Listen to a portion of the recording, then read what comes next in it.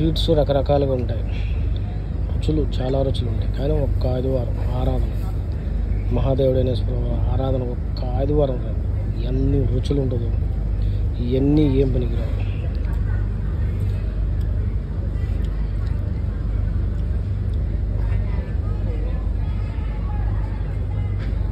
రండి ఒక్క ఆదివారం ఆరాధనకి, మహాదేవుడైన ప్రభువారిని ఆరాధించడానికి రండి.